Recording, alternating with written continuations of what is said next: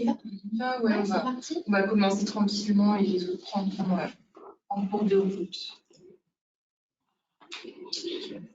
Hop. Donc du coup, bienvenue à ce webinaire sur le contrat d'apprentissage. On s'était dit que ça pourrait être pas mal d'en organiser un et surtout de le faire à cette période parce que vous êtes peut-être dans la phase de recrutement d'un ou de plusieurs apprentis pour le mois de septembre. Peut-être que vous en avez déjà actuellement ou peut-être que vous allez franchir le pas et que vous ne connaissez pas du tout. Donc le but, ça va être de faire un tour d'horizon de tout ce qu'il faut savoir sur ce contrat qui est quand même assez spécifique. Alors voilà pour ce qu'on va aborder aujourd'hui parce que c'est vrai que le gouvernement ces dernières années, on va dire qu'il met un peu le paquet sur le contrat d'apprentissage avec beaucoup d'aides, beaucoup de leviers, et ça change assez souvent. Donc un peu difficile de s'y retrouver. Donc là, le but, ça va être de vous expliquer ce qu'il en est pour cette année 2023 et pour les contrats que vous pourriez conclure d'ici la fin de l'année. Donc le support va se diviser en 3 parties. Une première partie sur la conclusion du contrat avec un petit focus sur l'aide à l'embauche d'un apprenti, donc l'aide gouvernementale qui existe depuis quelques années maintenant. Ensuite, on vous expliquera comment se passe la durée de vie du contrat d'apprentissage avec les différentes situations qu'on peut rencontrer. Et enfin, on verra comment on met un terme à un contrat d'apprentissage et quelles sont les formalités qui y sont attachées. Donc, comme je vous le disais, là, afin de rester un peu le contexte qui va nous permettre ensuite d'avancer sur la présentation, depuis 2021, vraiment après le Covid, on a une vraie volonté du gouvernement de développer l'apprentissage en relançant la mobilisation collective en faveur de contrats spécifiques dans le but de réussir une insertion professionnelle de toute la jeunesse, parce qu'on a vu que c'était une des problématiques actuelles avec de plus en plus de problèmes pour les jeunes pour entrer sur le marché du travail. Donc, l'objectif 2027, jusqu'à la fin du quinquennat du président actuel, c'est de continuer vraiment sur une croissance de ces contrats d'apprentissage avec un objectif d'arriver au million de nouveaux apprentis par an d'ici 2027. Là, on voit qu'en 2022, on a une augmentation de 14% du nombre d'apprentis en France. Alors pour ça, le gouvernement il ne veut pas se contenter de faire la promotion de l'apprentissage en disant allez, prenez un apprenti, c'est super. Voilà, il faut un peu des carottes pour l'employeur, pour qu'il s'y retrouve aussi. Donc, on a notamment la plus connue, la plus populaire par rapport à l'apprentissage, c'est l'aide à l'employeur, qui est d'un montant de 6 000 €, qui est versée au titre de la première année du contrat d'apprentissage, donc une aide gouvernementale. On a ensuite les employeurs qui bénéficient de la réduction générale des cotisations, donc comme c'est le cas pour les salariés qui ont des salaires assez bas, donc avec un avantage social assez intéressant. Et ensuite, on va avoir des aides spécifiques, comme par exemple une aide pour l'embauche d'un apprenti qui aurait une reconnaissance travailleur handicapé. Donc là, on va pas le développer plus que ça. N'hésitez pas à revenir vers nous si vous avez des questions, mais voilà, c'est un dossier à monter auprès de l'AGFIP. Voilà, c'est un autre organisme spécifique voilà, pour ce cas assez à la marge. On va débuter sur notre première partie de cette intervention sur la conclusion du contrat d'apprentissage. Pour rentrer un peu plus dans le vif du sujet, qui peut conclure un contrat d'apprentissage? Alors pour cela, on a besoin de 2 protagonistes. Tout d'abord un apprenti et une entreprise qui se propose d'embaucher cet apprenti. Alors pour l'apprenti, qui peut être embauché en apprentissage? C'est un jeune qui doit avoir au moins 16 ans, sauf certaines dérogations particulières, et qui sera âgé au plus de 29 ans révolus au moment de son entrée en apprentissage, là aussi, sauf cas très particulier. Mais c'est le cadre général, un jeune d'au moins 16 ans et d'au plus 29 ans. L'entreprise qui pourra conclure un contrat d'apprentissage, c'est toute entreprise du secteur privé, y compris les associations. Cette entreprise, elle va devoir s'engager à prendre les mesures nécessaires à l'organisation de l'apprentissage, c'est-à-dire garantir que l'équipement, les techniques utilisées, les conditions de travail, d'hygiène et de sécurité, les compétences professionnelles et pédagogiques du maître d'apprentissage qui sera désigné, elles sont bien de nature à permettre la formation et une formation satisfaisante de l'apprenti. C'est une déclaration que doit prendre, un engagement que doit prendre l'employeur et qui est intégré au CERPA du contrat d'apprentissage. On peut voir quelques cas spécifiques de conclusion de contrat, notamment est-ce qu'on peut suspendre un CDI pour conclure un contrat d'apprentissage? Alors oui, c'est possible. La suspension sera possible par accord entre le salarié et l'employeur dans le but de conclure ce contrat d'apprentissage avec ce même employeur. Et donc le CDI sera suspendu pour la durée de formation nécessaire à l'obtention de la qualification professionnelle préparée. On vous a mis un petit exemple. Ce qu'on peut en retirer, c'est que donc, le salarié qui verra son CDI suspendu ne va pas pouvoir bénéficier dans le cadre de son contrat d'apprentissage de la rémunération qu'il avait dans le cadre de son CDI et d'un poste bien particulier. Donc l'employeur n'a pas l'obligation de maintenir sa rémunération. Toutefois, bien sûr, il peut souhaiter le faire par voie de faveur, mais il n'en a pas l'obligation. C'est une situation qu'on peut rencontrer parfois pour permettre une montée en compétences d'un salarié dans l'entreprise pour qu'il obtienne un diplôme de qualification supérieure. Autre cas particulier, est-ce qu'on peut conclure un contrat d'apprentissage avec un étudiant étranger?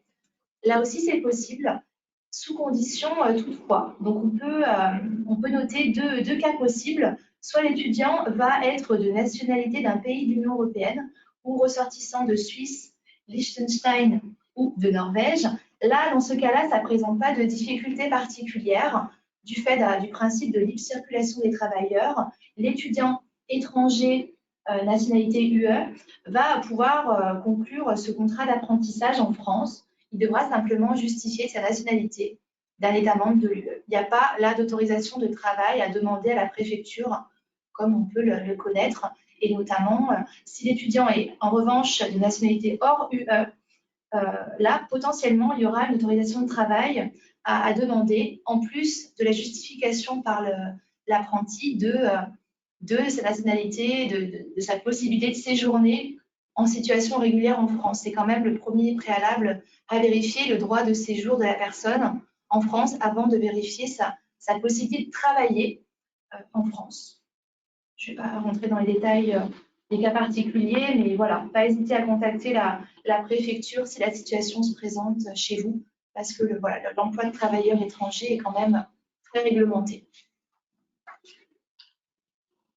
Donc, une fois qu'on a déterminé quels étaient les contractants du contrat d'apprentissage, on va pouvoir se pencher sur la rédaction du contrat et on va devoir déterminer dans un premier temps si on conclut un contrat à durée déterminée ou un contrat à durée indéterminée.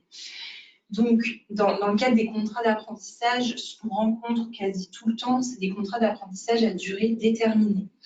Donc là, on aura notre contrat qui sera uniquement soumis à la réglementation sur l'apprentissage pendant toute sa durée, puisque en fait, la durée du contrat sera celle de la durée de la formation de l'apprenti, qui peut varier entre 6 mois et 3 ans, sauf exception. Donc, par exemple, si on a un contrat d'apprentissage à durée déterminée conclu pour l'obtention d'un BTS, étant donné que le BTS se prépare en 2 ans, le contrat d'apprentissage durera 2 ans. Donc là, c'est assez simple, le contrat est juste conclu pour l'apprentissage, donc il obéit uniquement à la réglementation sur les contrats d'apprentissage. Un cas un peu plus à la marge, c'est de conclure un contrat d'apprentissage à durée indéterminée. Donc il y a bien la case qui existe sur le CERFA. Donc là, on aura le contrat qui va commencer par une période d'apprentissage. Donc durant cette période, on appliquera uniquement les règles propres à l'apprentissage, puisque cette durée de période d'apprentissage sera égale à la durée de la formation de l'apprenti. Et ensuite, une fois que cette période d'apprentissage est terminée, donc une fois que l'apprenti a obtenu le diplôme qu'il préparait, on va basculer sur un CDI. Les règles de l'apprentissage ne s'appliquent plus et du coup, on va obéir à la réglementation sur le CDI, comme on connaît pour un CDI classique. Avec une spécificité, on ne pourra pas ajouter une nouvelle période d'essai. Si le salarié est là depuis 2 ans, on ne va pas rajouter une période d'essai pour lui dire qu'on teste ses compétences sur le poste. Voilà, alors que c'est l'esprit de la période d'essai. Ici, ce ne sera pas possible.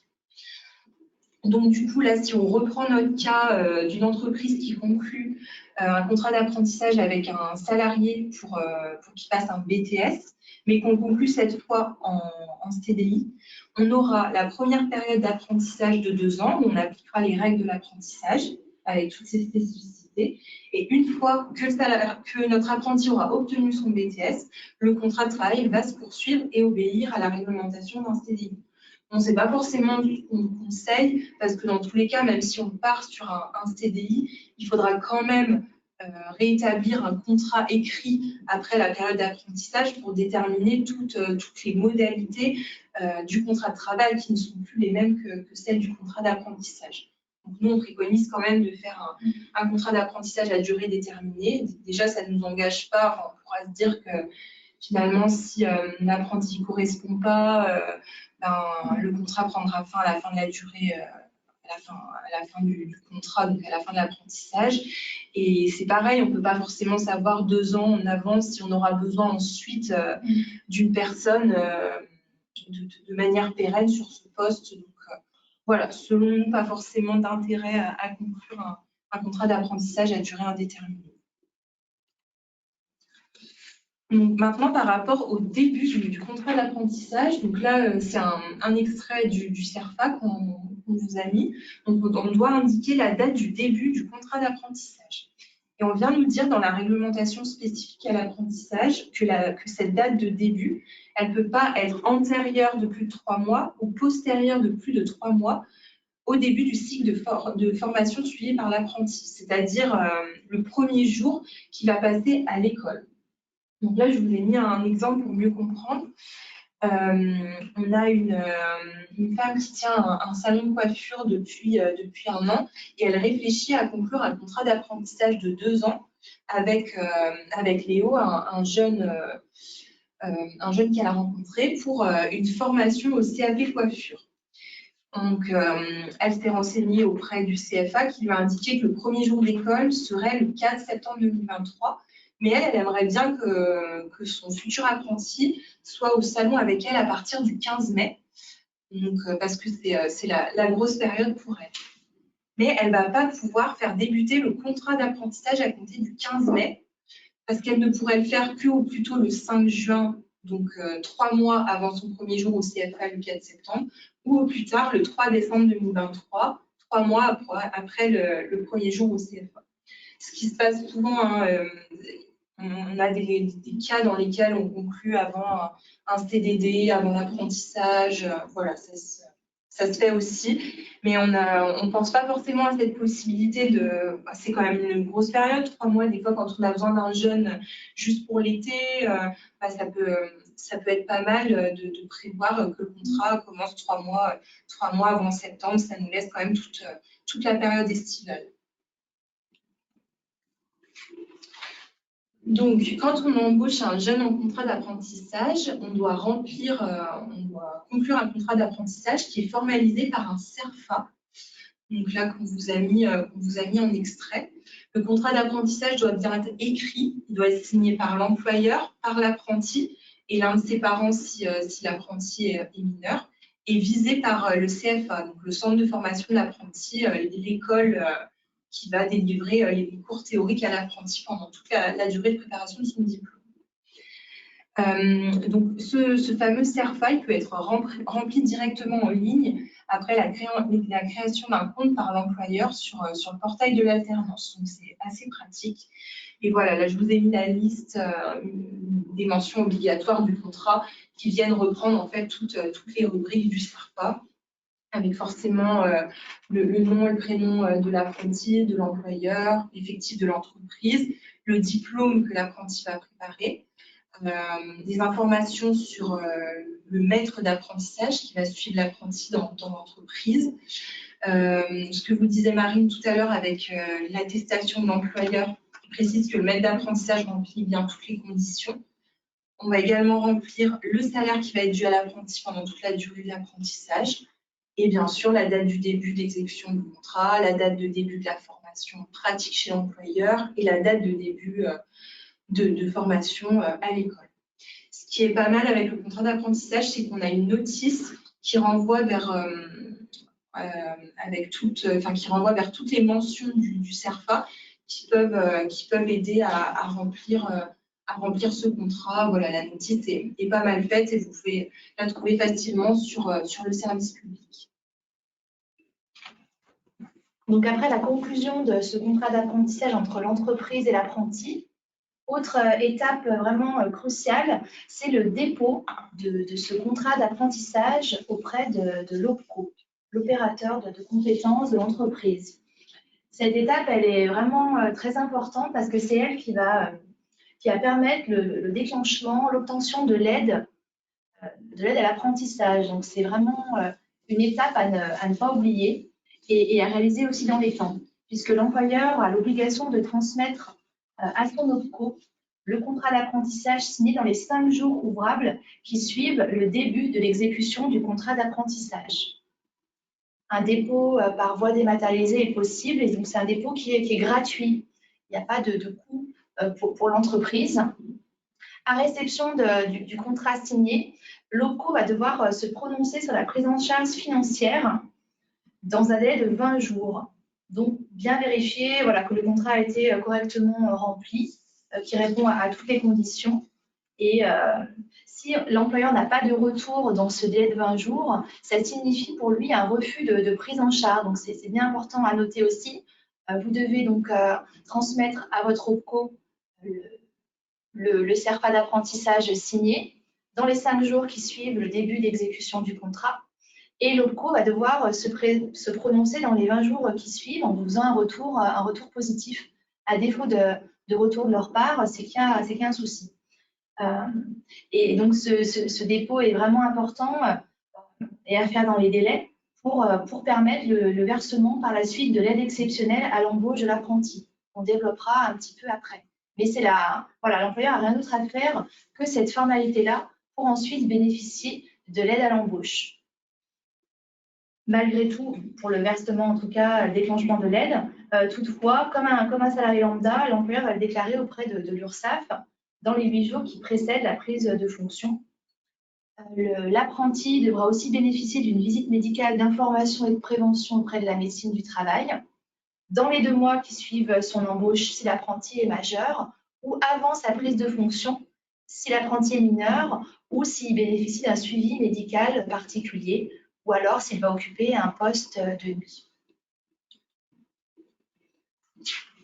Autre question à se poser, est-ce qu'on peut soumettre l'apprenti à une période d'essai à compter de sa prise de fonction? Alors, en matière d'apprentissage, il n'y a pas de période d'essai à proprement parler qui a été prévue par le Code du travail. Toutefois, il y a quand même une période qui se situe dès l'embauche de l'apprenti qui va tenir lieu quelque part de période d'essai.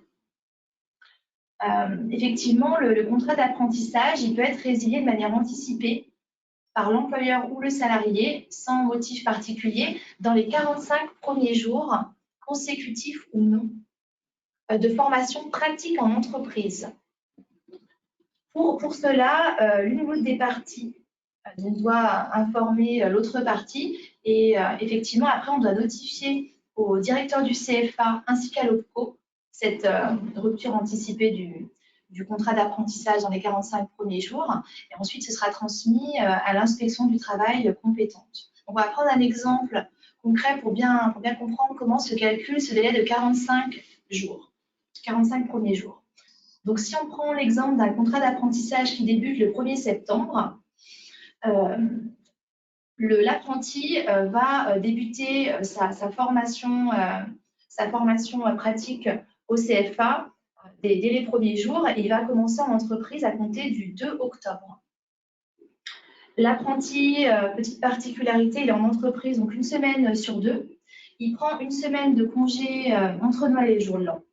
Donc, comment déterminer ces 45 premiers jours? Donc, si on tient compte de sa semaine en entreprise, une semaine sur 2, des jours fériés qui tombent sur la période et de ses congés payés, puisqu'il prend une semaine à Noël, en fait, le délai de 45 jours, des 45 premiers jours, va arriver à terme le 13 février 2024. Donc, en fait, jusqu'au 13 février 2024, soit l'apprenti, soit l'employeur a la possibilité de mettre un terme à ce contrat d'apprentissage sans avoir à fournir de motifs particuliers. Chacune des parties pourra librement mettre un terme au contrat. Donc, on voit bien que voilà, cette période de 45 jours de formation pratique en entreprise, elle peut être donc plus ou moins longue selon le calendrier, selon le roulement qu'a l'apprenti entre l'école et l'entreprise, selon aussi les jours fériés. Voilà, c'est quelque chose de bien important à connaître pour bien calculer de manière correcte ce délai et savoir jusqu'à quand on peut rompre le contrat librement.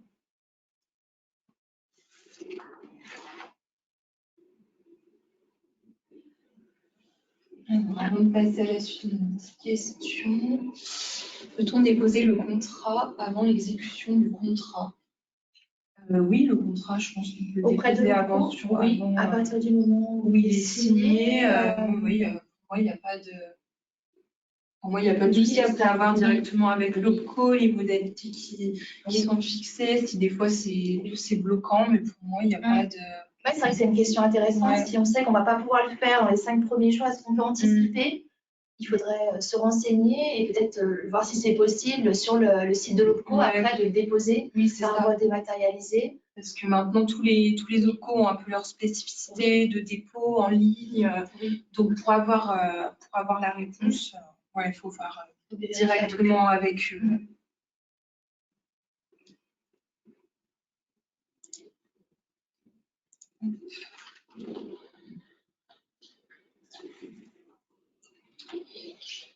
Donc maintenant, on va faire un petit point sur l'aide d'État qui est actuellement applicable pour un employeur qui embauche un apprenti. C'est bien de refaire le point parce que cette aide, elle existe depuis fin 2020, je crois, et elle a été amendée à plusieurs reprises parce qu'elle s'applique à chaque fois sur l'année civile. Donc, ça a pas mal bougé. Par exemple, en 2022, on avait un montant différent selon l'âge de l'apprenti. On avait l'employeur qui pouvait percevoir jusqu'à 8 000 € pour l'embauche d'un apprenti majeur et jusqu'à 5 000 € pour l'embauche d'un mineur. Les règles ont été modifiées pour toute l'année 2023. Et donc là, on aura le versement d'un montant de 6 000 € pour l'entreprise, peu importe l'âge de l'apprenti. Donc pour toute entreprise qui conclut un contrat d'apprentissage entre le 1er janvier 2023 et le 31 décembre 2023. Donc c'est bien la date de signature du contrat qui compte, et pas la date de début de l'apprentissage. Et cette aide, elle est versée au titre de la première année d'exécution du contrat. Là aussi, les dernières années, dans des cas spécifiques, il y avait aussi un montant d'aide versé dans certains cas, aussi au titre de la deuxième et de la troisième année d'exécution du contrat. Et maintenant, ça n'existe plus. Il y a seulement l'aide qui est versée au titre de la première année d'exécution du contrat, en 2023 du moins. Donc, par contre, on va avoir des différences selon le diplôme préparé et selon la taille de l'entreprise.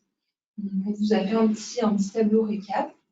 On va reprendre chacun des cas. Donc, par exemple, pour une entreprise de moins de 250 salariés qui embauche un apprenti qui prépare un diplôme de niveau inférieur ou égal au bac, ce sera le versement de l'aide unique à l'apprentissage. C'est un dispositif pérenne, c'est-à-dire que si on venait à arrêter les aides exceptionnelles là, qui sont mises en place depuis fin 2020 par le gouvernement, on aurait toujours cette aide unique à l'apprentissage qui s'applique. Donc, c'est vraiment en dehors de tout dispositif exceptionnel, uniquement pour les entreprises de moins de 250 salariés et dans le cas d'un diplôme inférieur ou égal au baccalauréat. Maintenant, si on a un diplôme d'un niveau supérieur au baccalauréat et inférieur ou égal à un niveau de Master 2, on aura cette même aide de 6 000 € qui sera versée, mais cette fois, ce sera l'aide exceptionnelle à l'apprentissage.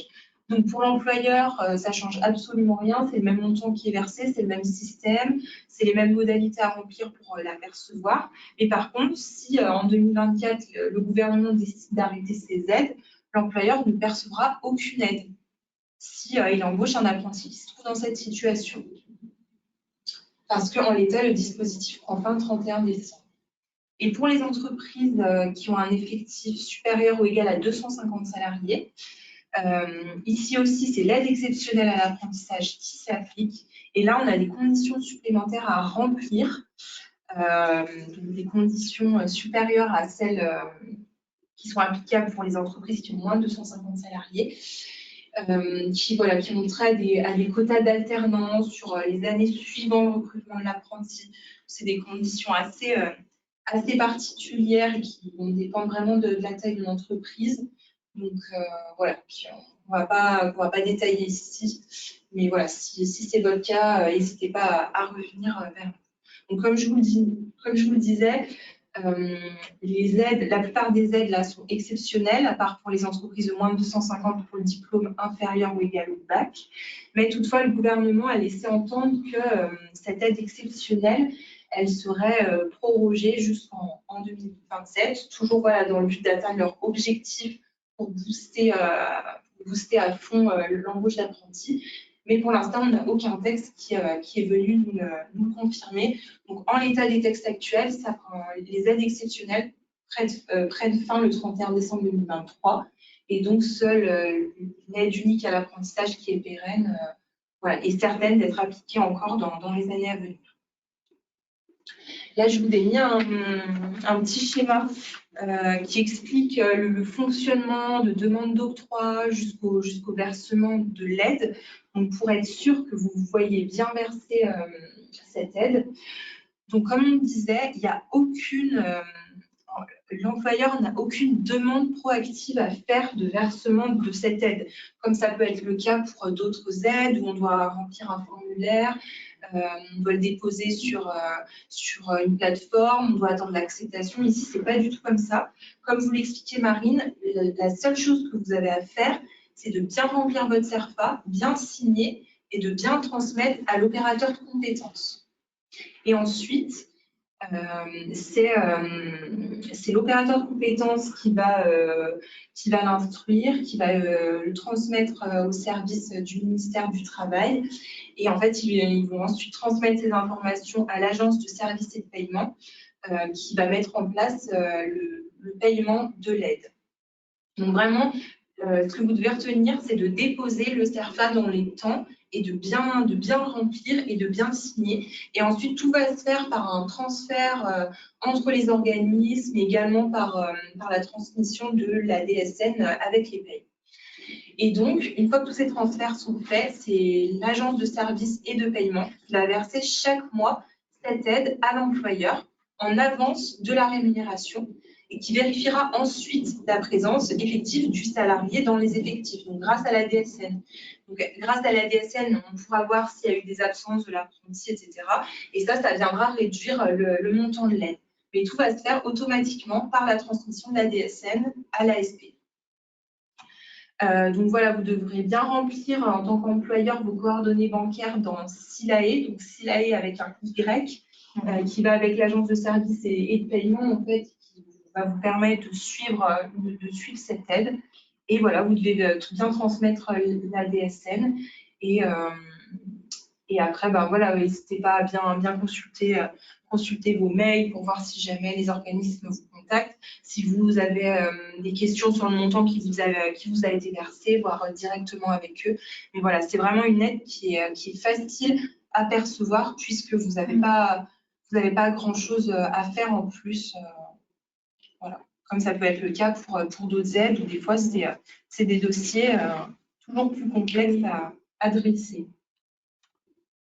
On vient de voir ensemble le montant d'aide que peut obtenir donc l'entreprise en cas d'embauche d'un apprenti. Mais voilà, on peut quand même se demander qu'est-ce que l'embauche de cet apprenti va coûter à l'entreprise, aide déduite.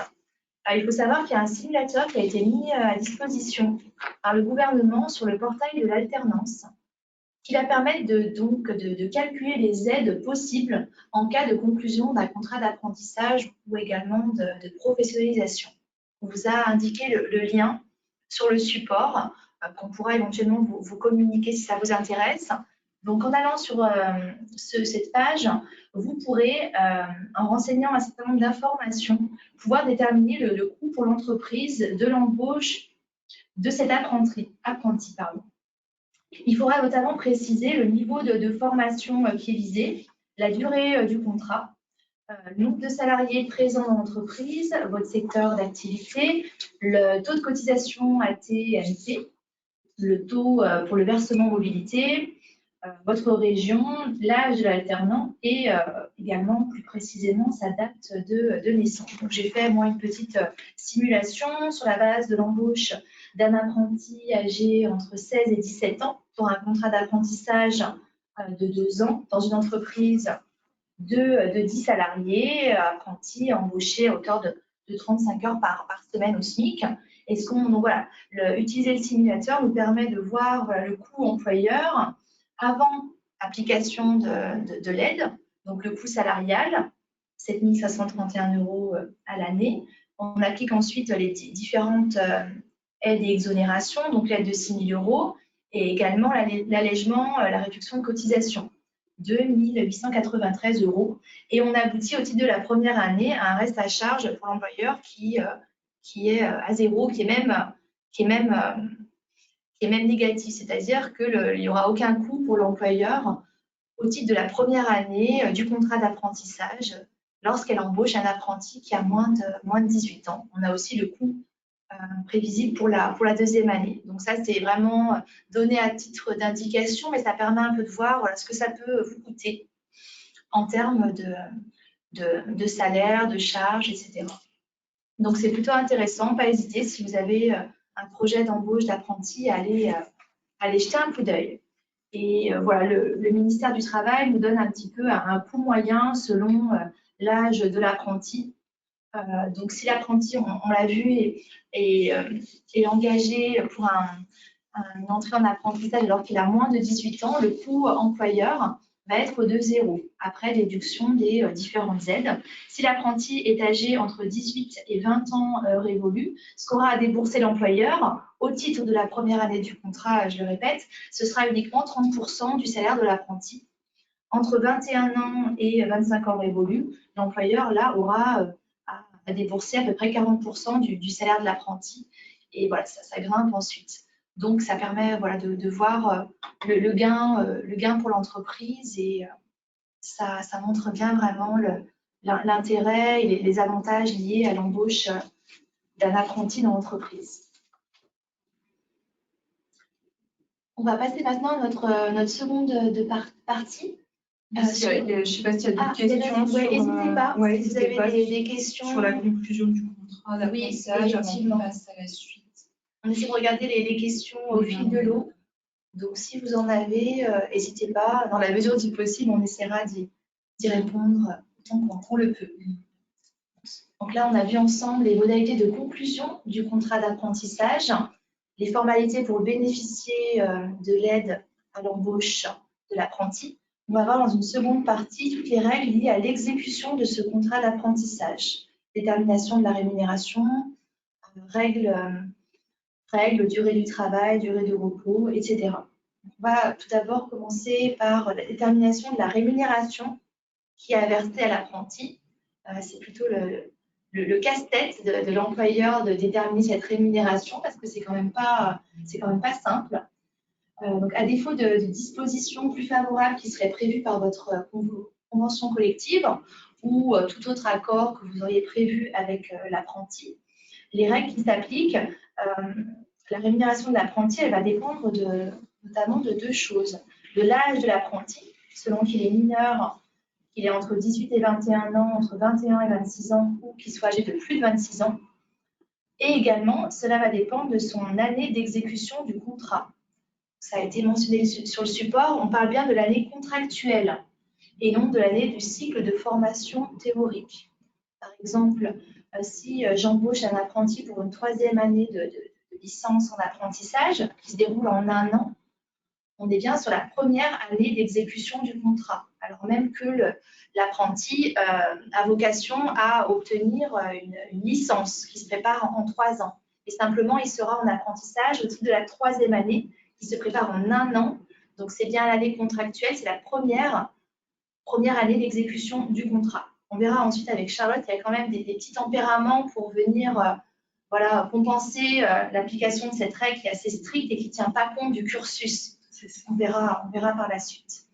Donc, le tableau qu'on a présenté sur le support indique selon ces deux critères, l'âge de l'apprenti et l'année d'exécution du contrat, le pourcentage de salaire minimum à offrir à l'apprenti au titre de l'année du contrat. Alors, cette rémunération minimum est fonction du SMIC. C'est un pourcentage du SMIC qui va devoir être appliqué. Et dès lors que l'apprenti aura au moins 21 ans, on aura aussi l'obligation de vérifier que le salaire minimum conventionnel, prévu donc par votre convention collective, et la classification attribuée aux salariés, on devra vérifier si ce salaire n'est pas plus favorable que le SMIC, auquel cas, si c'est le cas, on devra donc appliquer le pourcentage, non pas sur le SMIC, mais sur ce salaire minimum conventionnel.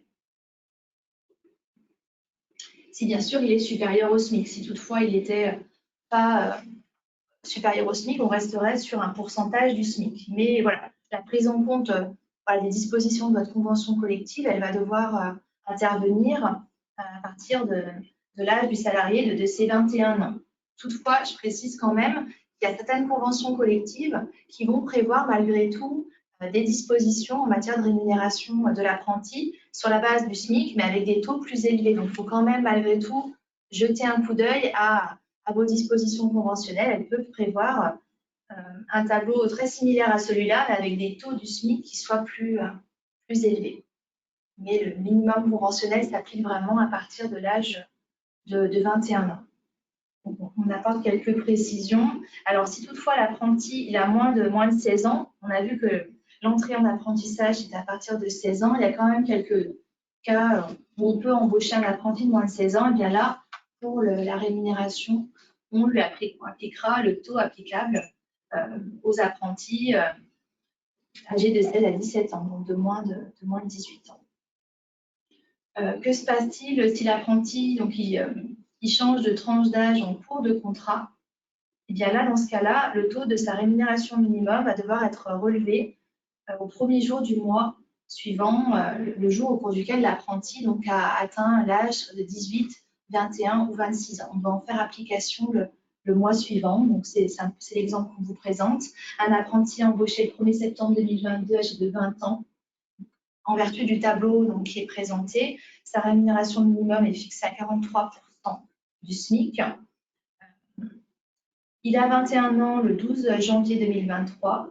Donc, à compter du 1er février 2023, on doit rehausser sa rémunération minimale et la passer à un pourcentage de 53% du SMIC. N'hésitez pas si vous avez des questions sur ces informations-là. On va voir avec Charlotte les cas particuliers.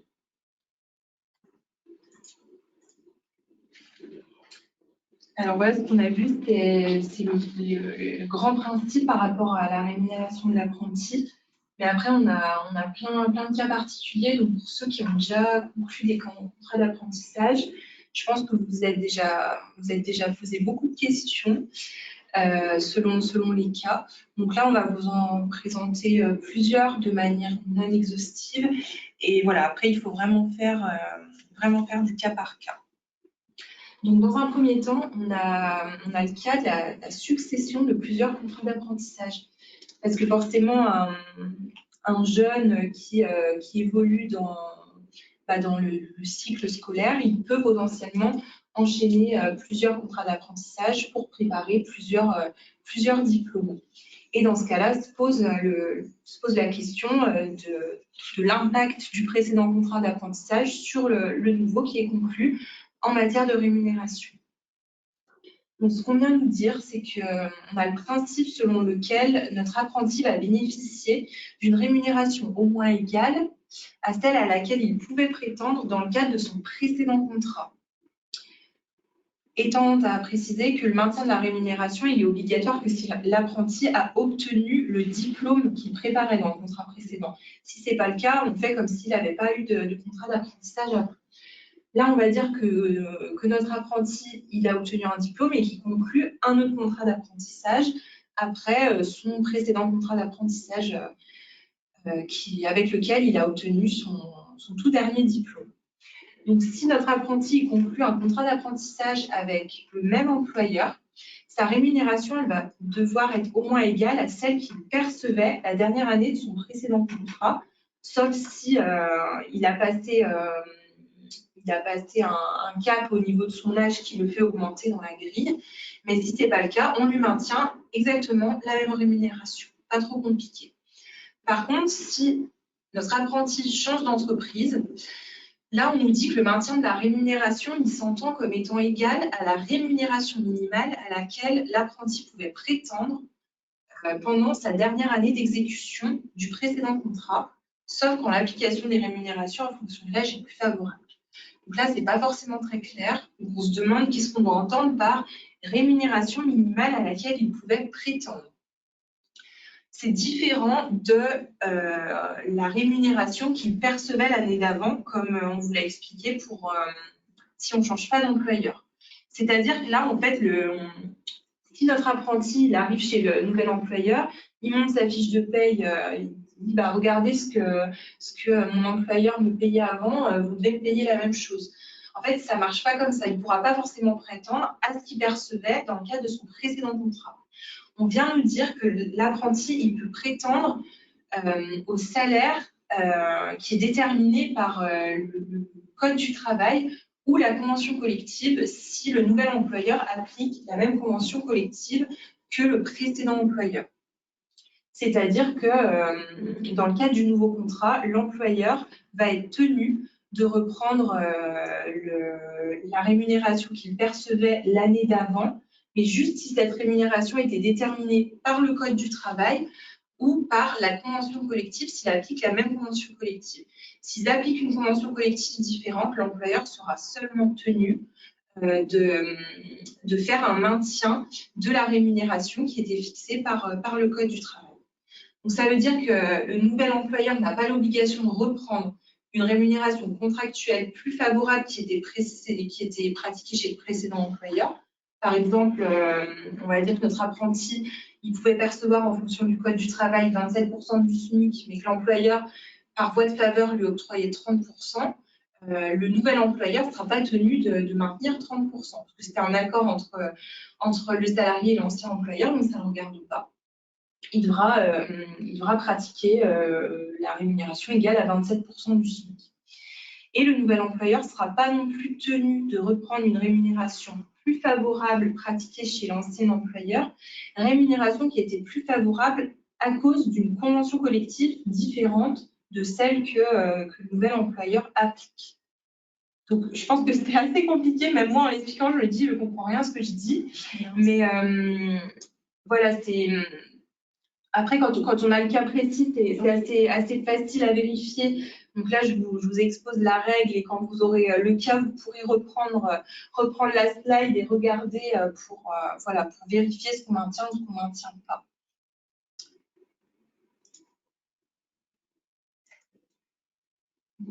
Voilà. Donc ici, on était dans le cadre d'une succession de contrats. On a aussi d'autres cas particuliers. Par exemple, on a une majoration de 15 points de la rémunération dans certains cas, quand plusieurs conditions cumulatives sont réunies. Donc quand la durée du contrat d'apprentissage est inférieure ou égale à 1 an, quand le contrat d'apprentissage prépare à un diplôme du même niveau que celui qui a été précédemment obtenu, que ce soit en apprentissage ou hors apprentissage, et quand la qualification est en rapport direct avec celle du précédent diplôme. Là, on aura une majoration de 15 points de la rémunération qui est fixée par le Code du travail.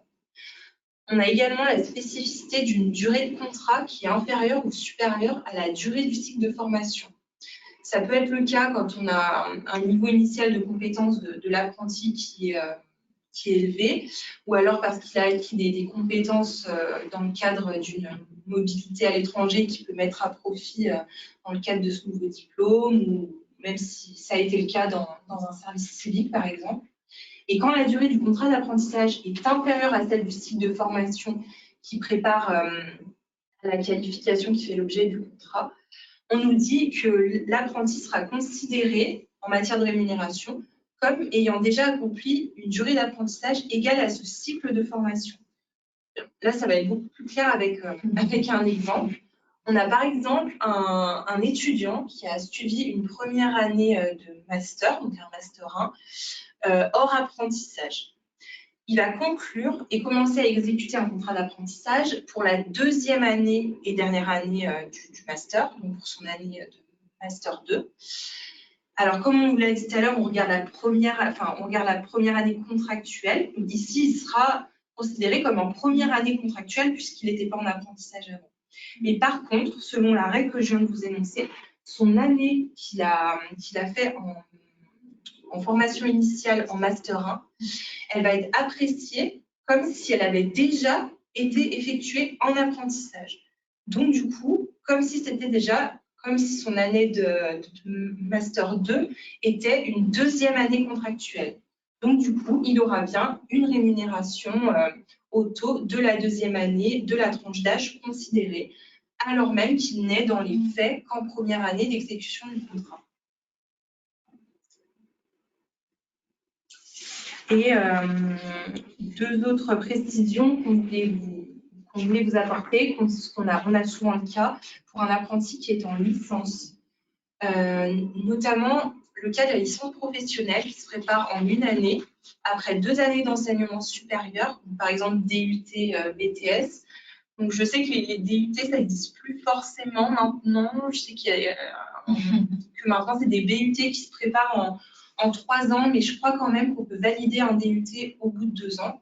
Donc bref, si on est dans ce cas, donc on a notre apprenti qui a fait un BTS et qui entre en licence professionnelle, on va considérer pour la rémunération qui sont en deuxième année d'exécution du contrat. Ils auront donc une rémunération, la rémunération de la grille qui correspond à la deuxième année d'exécution du contrat. Pour la licence générale, donc là, elle se prépare en 3 ans. On vient nous dire, selon un document du ministère, qu'on appliquera, si le salarié entre en apprentissage au bout de la 3e année, on lui appliquera la rémunération qui correspond à la 3e année d'exécution du contrat. Donc, comme je vous l'ai dit, pour la rémunération des apprentis, on a plein de cas spécifiques. Avant, on avait une circulaire de 2007 qui présentait plein de cas avec plein d'exemples. C'était super pratique. Il y avait quasiment tous les exemples qui étaient visés. Et aujourd'hui, elle n'est plus applicable et on est toujours dans l'attente d'une nouvelle circulaire qui soit, on espère, aussi complète. Et dans l'attente, par contre, on a un question-réponse beaucoup plus léger, mais bon, qui apporte quand même des précisions auxquelles on peut se référer. On vous a mis le lien dans le support. Voilà, comme je vous le disais, ce n'est pas exhaustif tout ce qu'on vous a présenté, mais je pense que ça permet déjà de répondre à des questions sur les cas qu'on rencontre le plus souvent. Et pas hésiter à contacter l'école, des fois, comme ils ont toujours le même diplôme préparé, ils vont avoir tous les cas, ou même locaux, des fois. Quand on arrive à recouper les informations de tout le monde, on arrive à avoir quelque chose de bon, normalement. Bon, on vient de voir la rémunération minimum à octroyer à l'apprenti. On peut s'interroger ensuite quelles cotisations salariales et patronales vont devoir être versées au titre de l'embauche de cet apprenti. Jusqu'à fin 2018, il y avait une exonération totale des cotisations sociales sur la rémunération des apprentis. À compter de l'année suivante, donc de 2019, on a modifié le régime des charges sociales applicables et c'est désormais la réduction générale des cotisations patronales, autrefois appelée réduction Fillon, qui s'applique. Donc plus d'exonération totale des cotisations, mais application de la réduction générale des cotisations patronales. Il y a toutefois quand même des exonérations qui restent applicables, notamment en matière de contribution formation et de taxes d'apprentissage pour les employeurs de moins de 11 salariés, et également de taxes, exonération de taxes sur les salaires si l'entreprise y est assujettie. Du côté du salarié, l'apprenti est exonéré de cotisations salariales d'origine légale ou conventionnelle pour la part de sa rémunération qui ne dépasse pas 79% du SMIC brut. Donc c'est plutôt, ça reste avantageux malgré la suppression de cette exonération totale de cotisation. Ça reste quand même avantageux côté employeur et surtout côté apprenti. L'apprenti va pouvoir bénéficier d'une couverture sociale et complémentaire dans l'entreprise, puisque, comme tous les autres salariés, il va relever du régime général de la Sécu et être soumis aux mêmes conditions d'ouverture des droits. L'employeur a l'obligation également de lui proposer la mutuelle applicable dans l'entreprise, comme à tout autre salarié. Seul l'apprenti pourra choisir de ne pas adhérer au régime d'entreprise si et seulement si il se trouve dans un cas de dispense qui est prévu par la loi ou l'acte fondateur. Et à l'issue de son contrat, l'apprenti pourra lui aussi, comme n'importe quel autre salarié, bénéficier du maintien de cette mutuelle santé et aussi de la prévoyance, à condition d'avoir travaillé au moins 6 mois dans l'entreprise. Donc plutôt des droits assez avantageux pour l'apprenti et calqués sur ce qui est applicable aux autres salariés. Les obligations de l'employeur vis-à-vis de l'apprenti, elles sont les suivantes. L'employeur va devoir inscrire l'apprenti dans un CFA, veiller à sa participation aux cours et aux épreuves. Et dans l'entreprise, l'employeur devra lui donner une formation pratique et lui confier un travail qui sera en relation directe avec la formation prévue au contrat d'apprentissage. Donc l'apprenti, de ce côté-là, par contre, c'est pas un salarié lambda. L'employeur a l'obligation de le former. En cas de maladie ou d'absence de l'apprenti, l'employeur doit informer ses parents s'ils ne le sont pas déjà. Et donc, il doit aussi les prévenir de tout fait de nature à ce qu'ils puissent intervenir. Dans l'entreprise, l'apprenti aura un maître d'apprentissage sur qui s'appuyer, qui devra remplir les conditions, notamment présenter des compétences pédagogiques et professionnelles. Il aura pour mission de contribuer à l'acquisition par l'apprenti des compétences correspondant à la qualification recherchée. Toujours derrière, il y a le diplôme préparé par l'apprenti. C'est ce à quoi il doit être, la pratique qu'il doit avoir en entreprise doit bien correspondre au diplôme préparé. Le maître d'apprentissage peut avoir simultanément deux apprentis sous son aile dans l'entreprise. Il peut accueillir éventuellement un apprenti supplémentaire si l'apprenti voit sa formation prolongée en cas de redoublement notamment. Donc pas plus de 2 apprentis par maître d'apprentissage par principe. Quelles sont les règles applicables en matière de conditions de travail? Donc on va déployer un petit peu tous ces items dans les slides qui suivent. Mais ce qu'il faut retenir, c'est ce qu'on a déjà un petit peu vu, c'est que dans l'entreprise, l'apprenti est considéré comme un salarié à part entière. Il bénéficie donc des mêmes droits et des mêmes conditions de travail qu'un salarié lambda. Il va quand même avoir des spécificités qu'on va voir ensemble, mais elles découlent non pas du statut d'apprenti du jeune, mais de son âge. Puisque si l'apprenti est mineur, il y a toute une série de dispositions et de règles particulières qui lui seront applicables. Notamment, interdiction de l'affecter à des travaux dangereux ou des travaux interdits qui sont listés par le Code du travail. Il y a quelques dérogations tout de même qui sont permises pour certains travaux déréglementés. En matière de durée du travail, on peut préciser déjà que le temps de formation de l'apprenti au CFA à l'école est bien compris dans son horaire de travail. C'est important de le signaler. C'est du temps de travail en fait de l'apprenti, le temps passé à l'école. et il est rémunéré comme tel. Alors, en matière de durée du travail, l'apprenti mineur d'au moins 16 ans ne doit pas effectuer plus de 8 heures de travail par jour, ni plus de 35 heures de travail par semaine. Et au bout de 4h30 de travail, il doit bénéficier d'une pause. Il y a malgré tout des dérogations exceptionnelles qui sont prévues et accordées par le médecin du travail après avis du... Pardon, par l'inspecteur du travail, excusez-moi, après avis du médecin. Si l'apprenti est majeur, il va être soumis aux mêmes règles que les autres salariés de l'entreprise en matière de durée du travail. Pas de particularité. Je crois qu'il y a une question. Oui.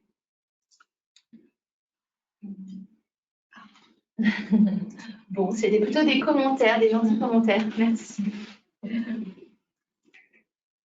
Sur tout ce qui est repos.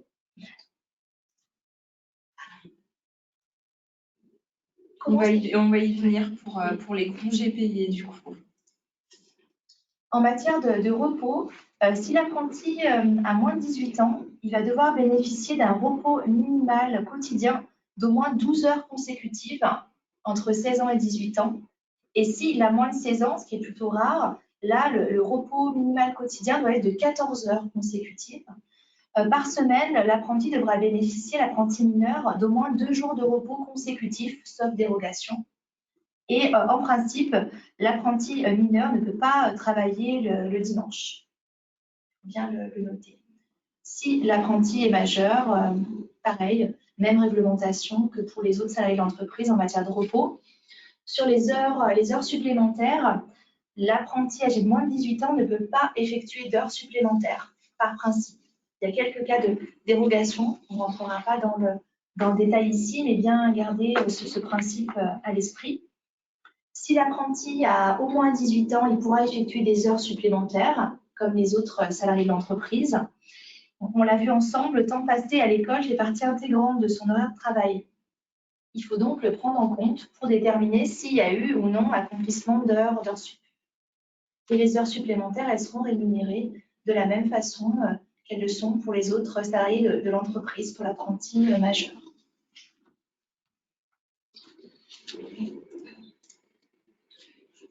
Pour les deux thèmes que sont le travail de nuit et les jours fériés, on est à peu près sur la même logique concernant les apprentis mineurs. C'est-à-dire que par principe, le travail de nuit et le travail des jours fériés n'est pas possible, est interdit. Il y a seulement des dérogations qui vont exister pour des activités pour lesquelles il est habituel en fait de travailler de nuit. Et puis, il faut bien que l'apprenti puisse apprendre. Par exemple, je pense notamment à la boulangerie et la pâtisserie. Une partie du travail se fait de nuit. Donc, pour que l'apprenti puisse être formé auprès du boulanger, il devra effectuer des heures de nuit, par exemple. Donc voilà, toutes ces spécificités. Enfin, faut se dire que par principe, c'est pas possible, mais que dans certains secteurs, il peut y avoir des spécificités. Donc ça, tant pour les jours fériés que pour le travail de nuit. Et pour les apprentis qui ont plus de 18 ans, et ben là, on a exactement la même réglementation que pour les autres salariés de l'entreprise. Donc, et pour les jours fériés et pour le travail de nuit, donc selon ce qui est prévu par la convention collective, ce qui est fait dans l'entreprise. Et voilà, ce qu'il faut avoir en tête, c'est que quand on a des mineurs, il faut bien vérifier tout ça, s'il y a des spécificités par rapport à la durée du travail, voilà, des choses un peu, je sais pas, voilà, comme certaines heures qui doivent être faites de nuit, certains travaux les jours fériés. Il faut vraiment le vérifier ce qu'on doit faire pour obtenir les dérogations, déjà juste voir si c'est possible d'en obtenir. On ne va pas rentrer dans le détail parce que ça dépendra vraiment des secteurs, donc à vérifier au cas par cas.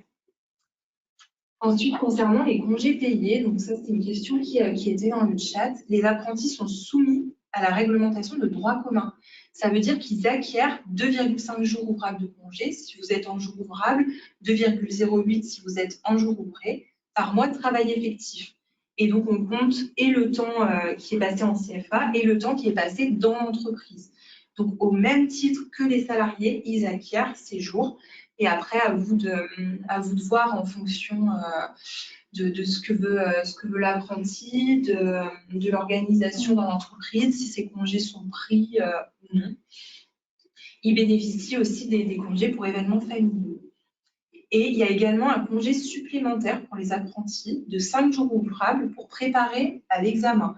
L'apprenti a le droit à 5 jours rémunérés à prendre dans le mois qui précède les épreuves de l'examen. Attention, ce n'est pas 5 jours par an, c'est bien 5 jours dans la durée du contrat d'apprentissage pour préparer aux épreuves finales de l'examen.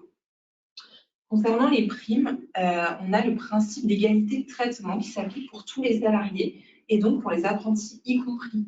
Les apprentis bénéficient des primes qui sont accordées à l'ensemble du personnel, qu'elles soient dues par une convention collective, par un usage de l'employeur, etc. C'est dû à l'apprenti au même titre que les autres salariés.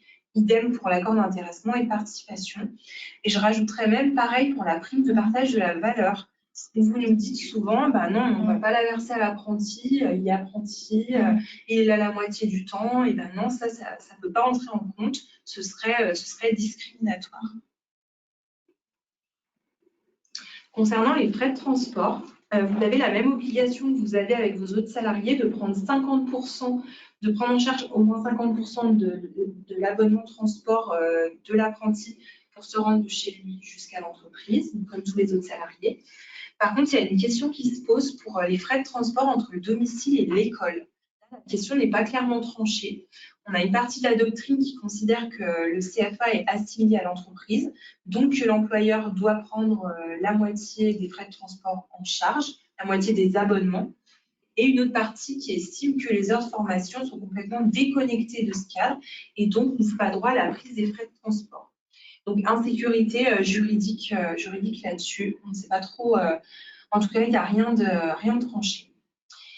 Pour les frais de transport entre le CFA et l'entreprise, c'est les règles applicables au trajet effectué entre deux lieux de travail. Ce sera assimilé à du temps de travail effectif, donc payé comme tel.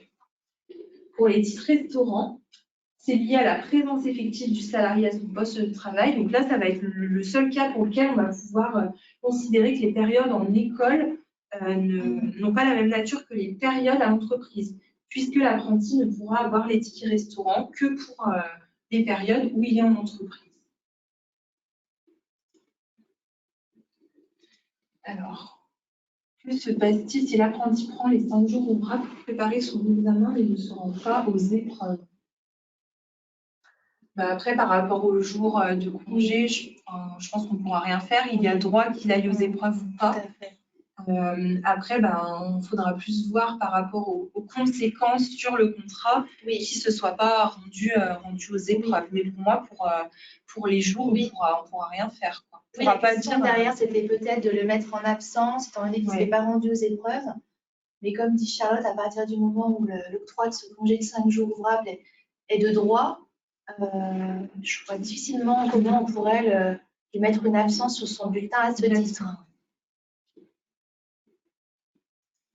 Donc voilà pour l'exécution du contrat. Et on va faire une dernière partie rapide sur la fin du contrat d'apprentissage. Donc, le contrat d'apprentissage peut se terminer de deux façons, j'allais dire, soit de manière anticipée, si l'une des parties ne souhaite pas aller jusqu'à la fin du contrat, soit la fin du contrat d'apprentissage, peut-être l'arrivée du terme du contrat ou de la période d'apprentissage. Donc, premier cas de figure, la résiliation anticipée du contrat d'apprentissage à durée déterminée. Et donc, après les 45 premiers jours de formation pratique qui peuvent tenir lieu, comme on disait, de pseudo-période d'essai. Donc, jusqu'à la fin 2018, les cas de rupture du contrat d'apprentissage, cas de rupture anticipée, étaient extrêmement limités, puisqu'effectivement, à défaut d'accord des parties, pour rompre un contrat d'apprentissage avant son terme, on devait obligatoirement passer devant le juge prud'homal, soit pour faire constater la faute grave ou les manquements répétés de l'une des parties, ou en cas d'inaptitude de l'apprenti à exercer son métier. Depuis 2019, il y a une loi qui est passée à ce titre, la loi pour la liberté de choisir son avenir professionnel, qui est venue assouplir les modes de rupture du contrat d'apprentissage. Donc, ces nouveaux modes de rupture concernent les contrats conclus à compter du 1er janvier 2019. Il y a plusieurs cas possibles de prévus, soit une rupture à l'initiative de l'employeur ou de l'apprenti. Et effectivement, on peut noter que le passage obligatoire devant le conseil de prud'homme est supprimé, donc ça assouplit très largement les conditions de la rupture.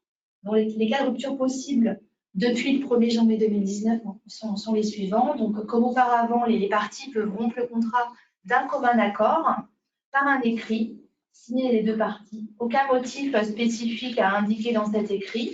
Les parties fixent librement la date de rupture du contrat d'apprentissage. Il n'y a pas de préavis à exécuter.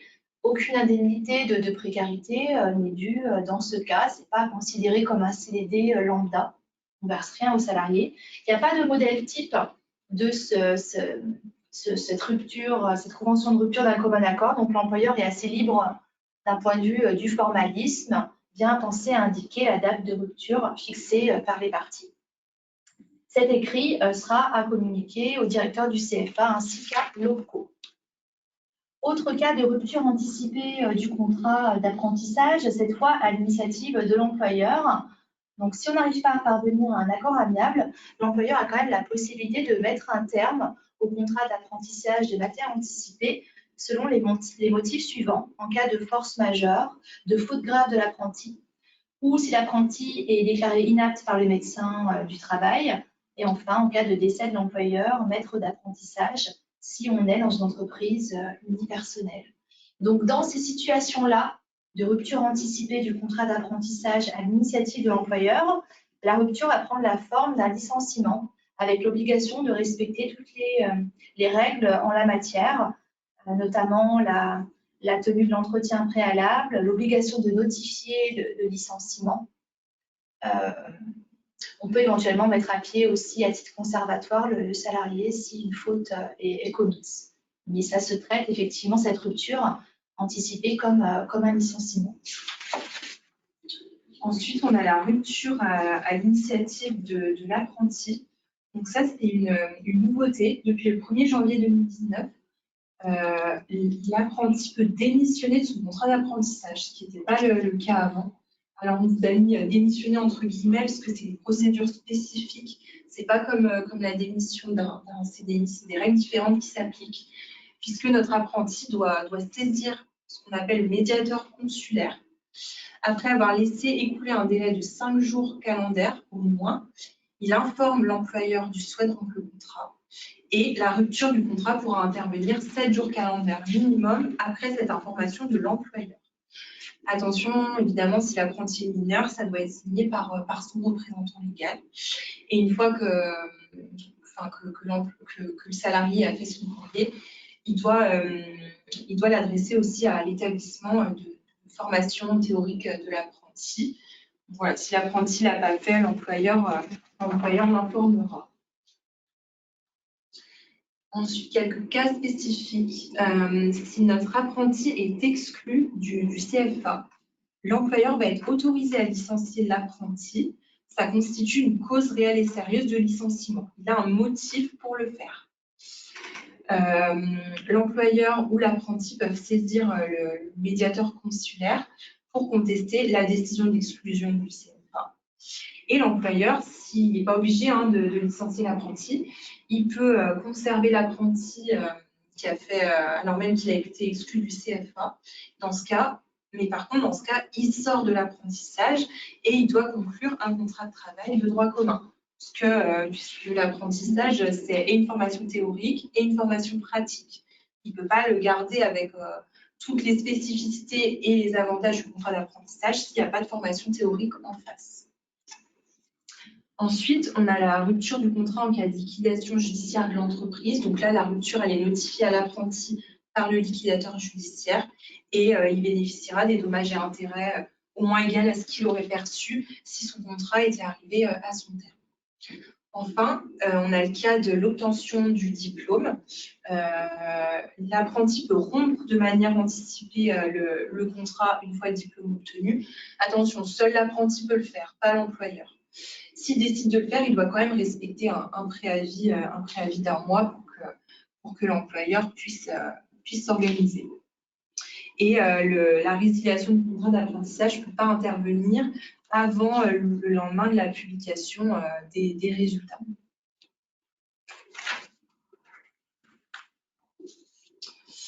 Alors, qu'est-ce qui se passe pour l'apprenti s'il y a une résiliation anticipée de son contrat d'apprentissage?